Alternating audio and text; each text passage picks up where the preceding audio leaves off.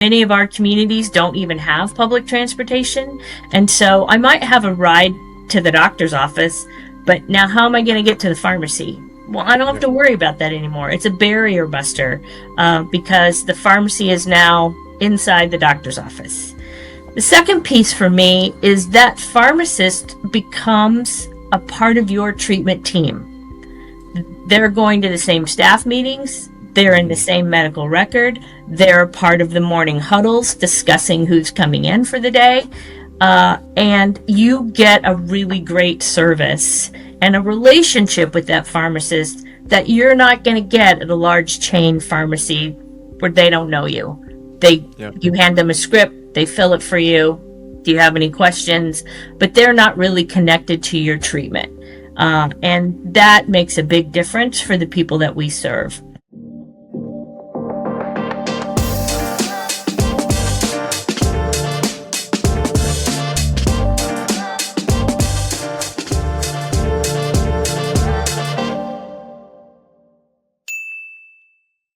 Welcome back to another episode here on the Heart and Hustle podcast. My next guest, Dianna, is in the house. Miss Dianna, what organization do you represent and what is your title? Thank you so much for having me. My name is Dianna Huddleston. I serve as the Vice President of Community Partnerships for Aspire Indiana Health. Love that. And how long have you been doing this? I have been with Aspire for 12 years. I've been in my current role for almost two now. To listen, very I would say one of those lanes that you're in is it's all about passion and purpose. Where did that all resonate from? Where was that all started? That passion and Um, purpose, what you do. my mother said I was born a social worker. I love it. I have always had a passion for others and um, making sure that they're seen. I did go to school as to become a social worker. I'm a licensed clinical social worker. I practiced clinically for several years, um, and I also had a vision for myself that I could, in management and clinical leadership, and now in the role that I'm serving now as a community partnership connector, um, that I could help more people by having a bigger role Yeah. and being able to make sure that voices were heard and that I could bring voices forward that maybe didn't have an opportunity to speak for themselves or to have the audiences that I could have to be able to make sure that they were heard. I love that. And what you mentioned before we were talking earlier was you don't just serve the child, right? That's right. How did that early lesson kind of Right. about systems?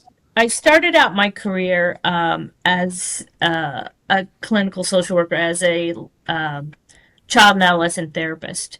And sure, you see kids in your office all day. You're working with them through the things that they're dealing with in their family, school settings.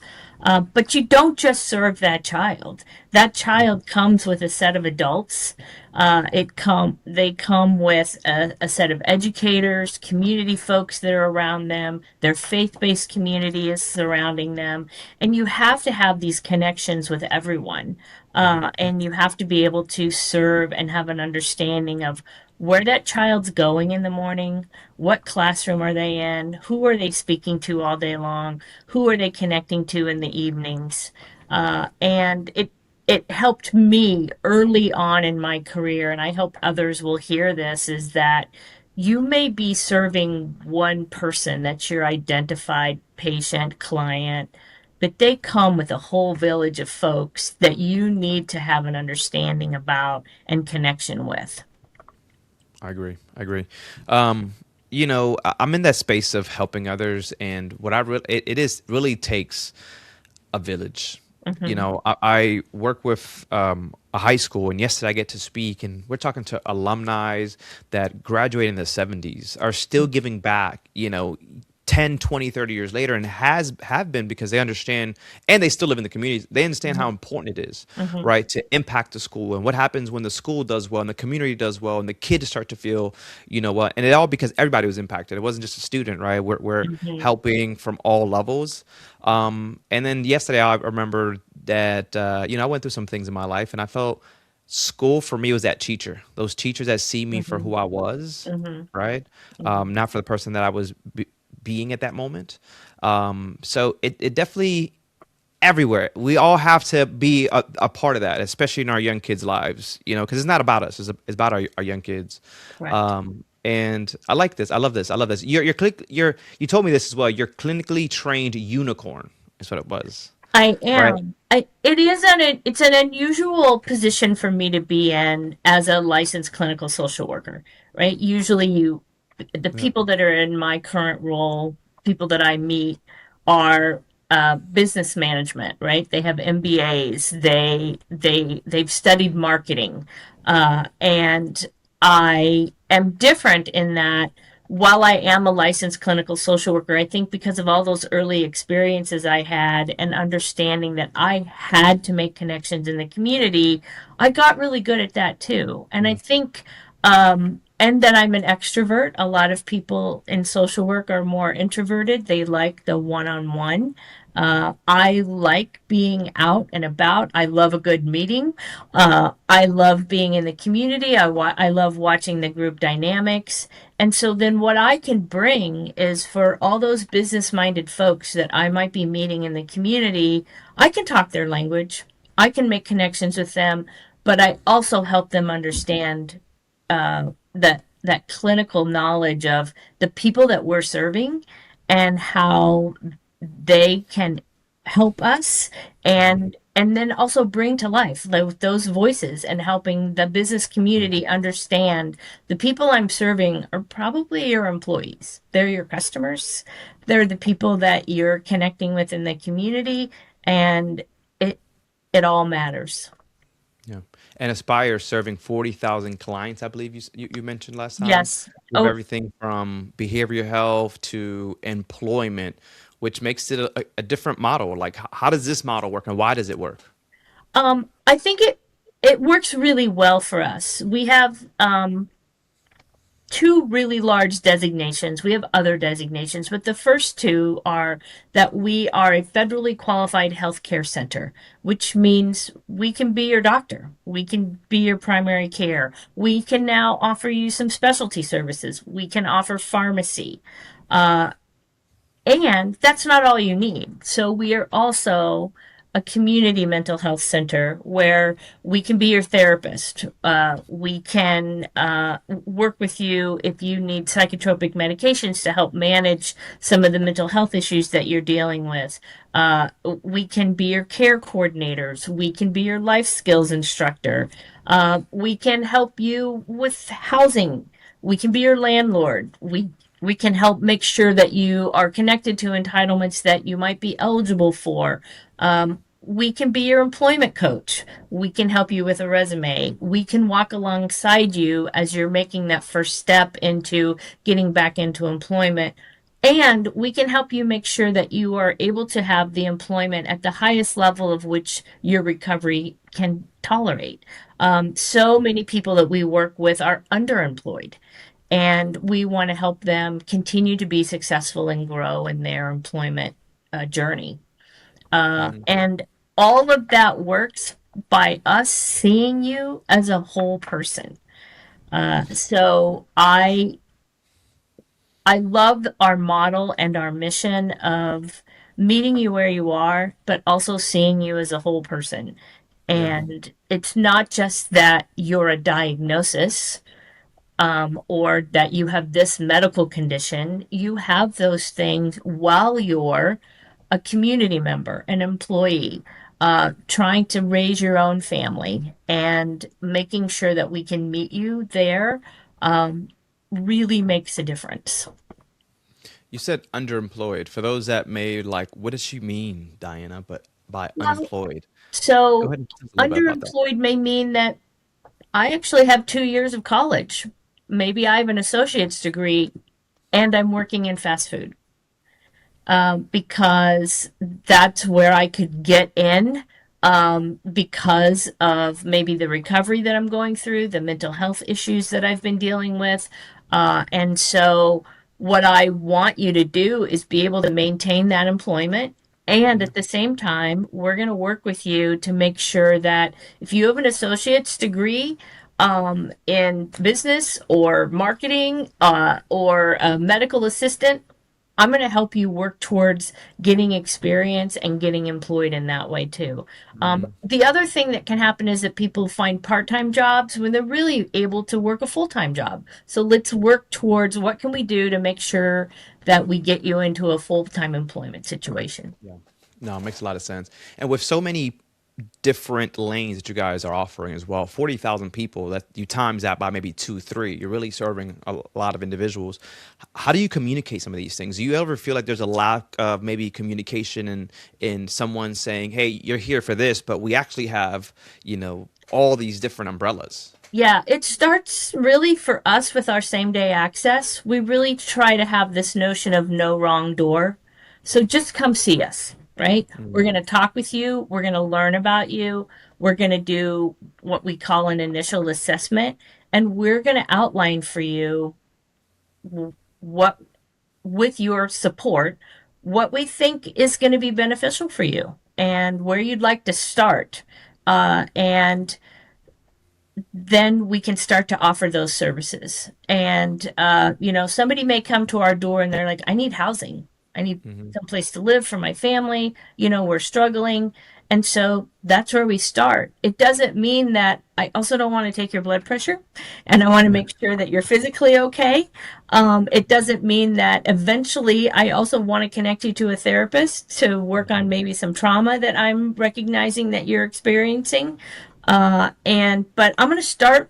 You want housing? Let's start there, right? You're looking to try to have somebody help you get back into employment. Okay, let's start there. But while our team is working with you and doing that piece, we're also helping to guide you and offer other services that we can provide as well.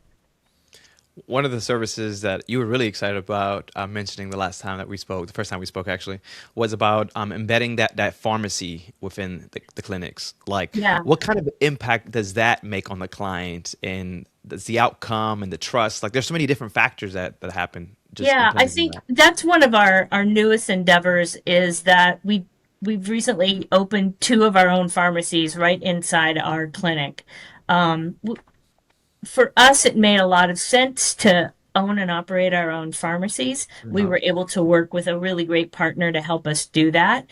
But those are Aspire pharmacies right inside our clinic. So you walk into our clinic, you're in the waiting room, there's the pharmacy window. So, a couple of things.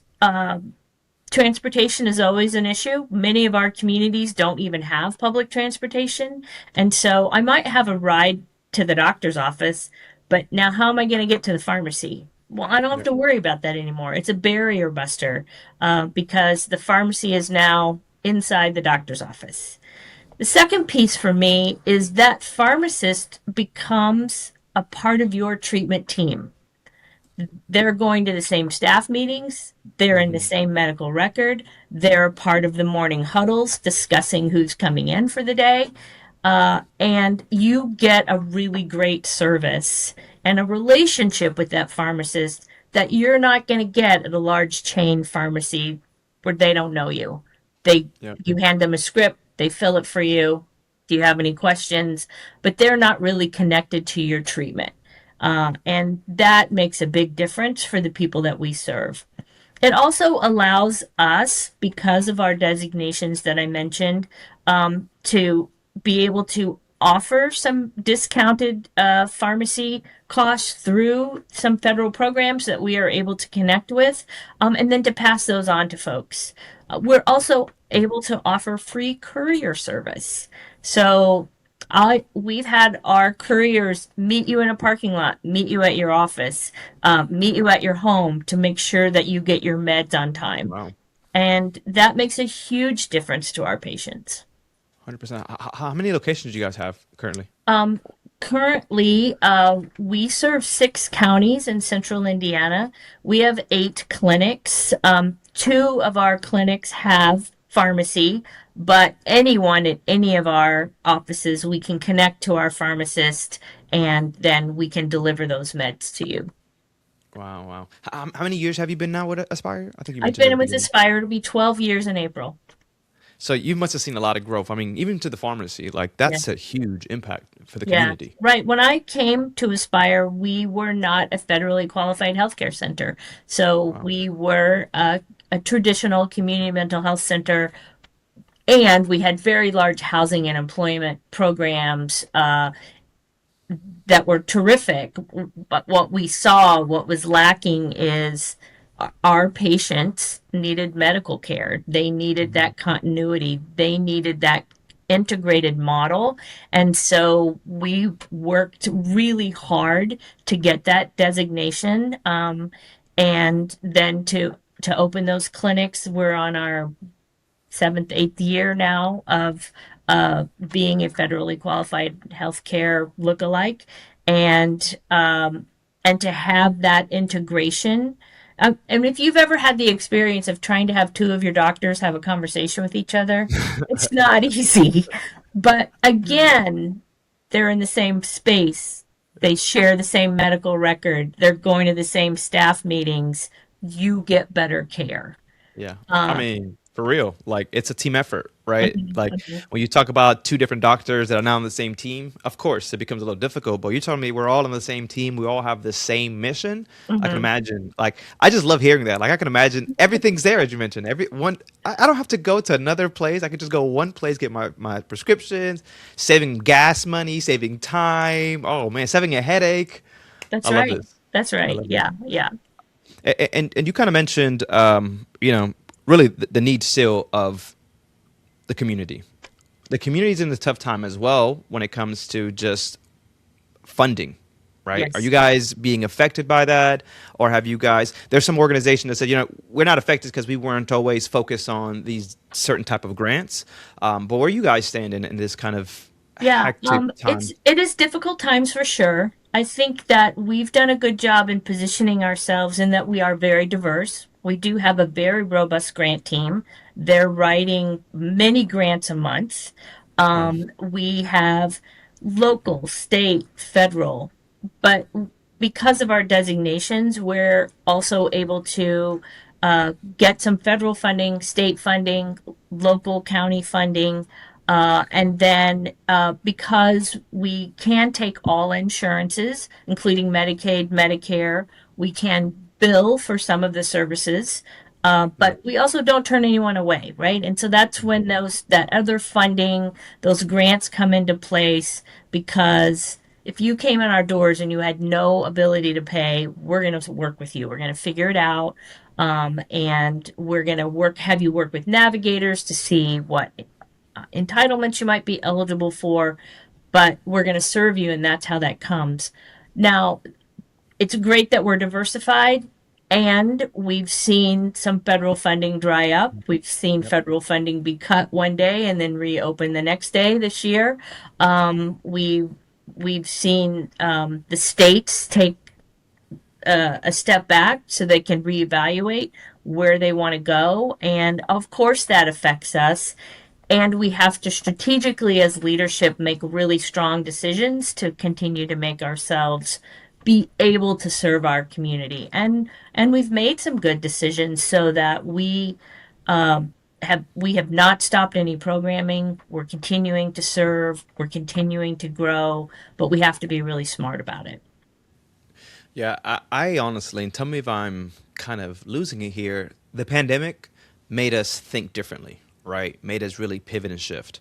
And I think we're in a space as well where we come out this stronger because we have to pivot and shift, right? I As you mentioned, we got to get absolutely agree. strategic. As leaders, we got to really, put on our big boy and girl pants on and say, hey, we got to do this for Hmm. us, Hmm. for our community. Am I missing something here? Are we not going to come No, out of this stronger, you no, think? no. I think you're absolutely right. I think as horrible as the pandemic was, there were some really great lessons that came out of it. And the way that we all think and that we do our work really changed. For example, Aspire has really been technology forward thinking for a really long time. We had the ability to do virtual visits, we had the ability to connect from any device, anywhere, at any time, right? Love it. And to be able to have our patients connect. Before the pandemic, we were probably doing about 5 virtual visits a week, our system wide. Wow. Once that pandemic hit, we sent our employees home. We said, come to your offices, get all your gear, get yourself set up. That next week, we saw 3,000 people virtually, right? And we were able to do that and get people connected. And now we continue to work in that hybrid space because that's what some of our patients need. And it's also allowed us to offer things to employees that we couldn't offer before in terms of where you live, how you connect with us, how you can be a part of Aspire, and maybe not even live in the state of Indiana. Hmm. And I think the same thing is true now. I think you're absolutely right because these are unprecedented times and we're Hmm. all trying to figure out and learn. I think there'll be more opportunities for partnership. I think there'll be more opportunities for entities to come together and recognize we're stronger together than competing with one another. Absolutely. Yeah. If the Heart and Hustle podcast has ever sparked any idea or made you think differently, do us a favor. Make sure to guys share this, post it on LinkedIn, or even text that nonprofit friend that you just have. Whatever works, this is what keeps the conversation going and allows us to just grow this community together. Seriously, we appreciate you. I agree. Um, you seem so like cool, relaxed, and chill. How are you leading a team when there's all these external pressures, right? The federal policy, we talked about grants, which I think you guys are doing well because not a lot of people have these multiple grant writers. But yeah, I feel like you guys are really shifting in the right direction. How do you stay under pressure? Well, you have to work at it. I think I'm very lucky to work with a very mission driven senior leadership team, executive team, and that we all come from a place where we know the most important thing is to continue to serve our communities and the people because they're my neighbors. They're my friends, they're my family that Yeah. we want to continue to be able to serve. And so we just keep trying to figure out how to do that. And then I do think it's about a work life balance. I think Aspire has done a really nice job of being really clear that while we have really hard jobs, we also have to have work life balance. We have a whole well being department. They won 3 awards last year Wow. for the work that they've done to try to support employees at every level to develop that work life balance. We're a company of helpers, and helpers are not always great about helping themselves and taking care of That's true. themselves. And Yeah. we really focus on that. And I try to be a model for that and making sure that I'm doing what I need to do to take care of myself so Mhm. that I can always show up with this 110%. And it doesn't work every day, but that's what I Not go for. perfect. Yeah, yeah, we're not perfect. We're not perfect. That's right. How many employees does this organization have? I mean, with all these different, Yeah, we're just around 950, I think. wow, Yeah. yeah, that's a lot. Where were you when you guys started? Where was I? Like number wise, like what was the staff number? Oh, when I started at Aspire, it was around 300 and something. Yeah. So Wow, so yeah, it's you've seen a lot of because growth. it's grown tremendously in this last decade because of the different designations and because we added some counties, because we really made a strategic point about making sure that we could develop our crisis services, our same day access services, so that when people are ready for help, we're ready to accept you. Yep. I ask you. You mentioned that work-life balance. Is there anything outside of work that you love to do that maybe the team at Aspire doesn't even know that you do? Like, are we singing? Are we gardening? What are we doing, Diana? Um, I I love to do arts and crafts. I am a quilter. I love to quilt. I love to be outside. I'm a big camper. I love hiking. I love walking. Um, I I love to build a fire in the backyard. Okay, okay. So you've been able to do that a lot now with these cold days, huh? Well, it's pretty cold for that. But as soon as spring is really here, I'll be getting my fire pit out. Love it, love it. Yeah, yeah. My neighbor, he literally just bought a fire pit. I mean, we're in Florida, so it got about 50 degrees. You could do a fire Mhm. pit in 50 degrees, Oh, right? yeah, And absolutely. Yeah, yeah. I smell this fire. I go across. I'm like, "What are you doing?" He's like, "Well, I bought this on Marketplace. It could be too long before I got to just put it up back away." And I'm like, "You're right." And we're just sitting there next to this fire pit like Floridians. Like we're just so weird. In shorts, by the way. Right, Like, right. Yeah, we don't have short weather yet. I love it. Oh man, it was some crazy weather, but now it's what is it? 82 degrees and sunny. What is it Oh, over there nice. where you guys are? Well, we got up to 70 last week, which was crazy in February. But today it's back in the 20s and it is roaring windy out there. It is crazy windy. Dan, as we start to wrap this up, I ask this question. Like Diana, when she was getting out of high school to Diana today, two different people I can imagine, right? Definitely a lot of growth in there. What do you say to that Diana that was just probably, had this idea of what the world would look like, but now you're really in a place, as you mentioned, where you're impacting lives at not just a community level, but truly at a leadership level. What do you tell that Diana that's probably unsure right now? Um, I would tell her to don't say no to any opportunities. If you can in any way say yes to an opportunity, say yes because you never know what it's going to lead to next. And every person you meet, every new thing you try adds to who you are and is going to add to that next opportunity.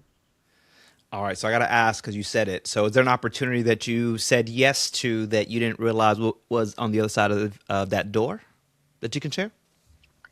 Um, I think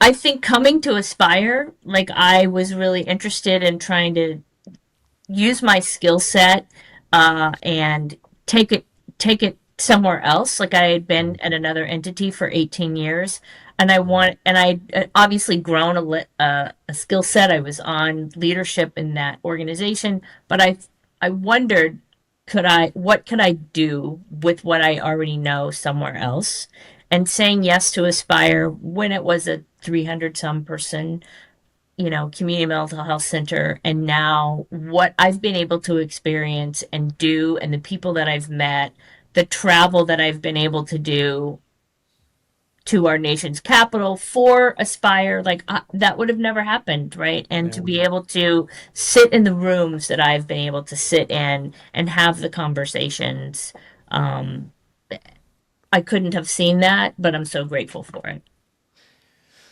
I love to hear you and just how grateful you are, right, for the opportunity of the company, the organization that you work for. But I can imagine it has to do a lot with the culture that's been implemented over the years as well, right? Mhm. Just hearing you, seeing the way that you guys care, the reasons why you guys put so many different things behind or within one location is because you guys care.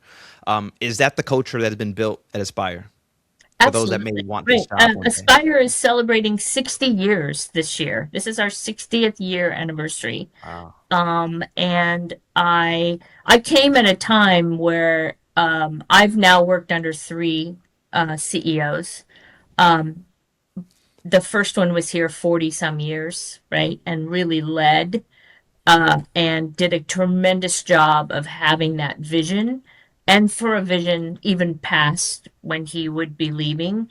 And then to work under an amazing CEO for 6 years as an interim. I mean, she always knew I won't be here forever, but Yeah. wanted to lead, had been somebody who started out as a bus driver for Aspire when she was in college and Wow. worked her way up to CEO, right? So knew the organization, knew its roots, and was able to lead in a very compassionate way to now we brought someone in 2 years ago, um, great national, international experience in this space, and now seeing the next vision. It's really been an honor Wow. to see that. And so I can tell you through our 60-year history, that vision and then what it's done to bring in the right folks at executive and senior leadership positions has really made the difference. Yeah. No, culture is everything. And just hearing how you talk about the organization and what Hmm. you guys have done, I can imagine is culture plays a huge part in Yes, Aspire. For absolutely. those listening who care about community health, where can they start? Can they plug in to work like yours? Absolutely. And because of the diversity of what community health is doing these days, Mhm. there's a place for almost every profession. And for you to be able to start at an entry level or work, I mean, you're an MBA, we need somebody Mhm. to manage the money, right? You're a therapist, you're a nursing assistant, you're a dental tech, all of those things. That's needed in community health. So I would start by understanding who are your community health centers in your community. Go to your state websites and check out who are your federally qualified healthcare providers, who are your community mental health centers, who are your CCBHCs in your community. And start there because they are the people boots on the ground serving your communities. Dana, it's been a pleasure. Thank you so much for all the info and for Of sharing so course. much about Aspire and the work that you do. Where can people find more information? Like, what's the website? Are you guys on social? Are you guys active like that? What is your personal link to maybe for those that want to connect with you? Sure. You can find me on LinkedIn under my name, Dianna Huddleston. AspireIndiana.org is our website. We are on all the socials, Insta, uh, Facebook, YouTube, TikTok, all Facebook, the other ones. all of it. All of it. You can find us. Please link, please learn about us. We would love for you to follow us and learn about us and what we do. Dana, thank you so much for your time. It's definitely been a pleasure. If you guys are still watching, make sure you guys do like, subscribe, and comment because we're always having conversations like this with great leaders like Diana. My name's Efrain. Diana, we'll see you on the next one. Thank you Latest. so much.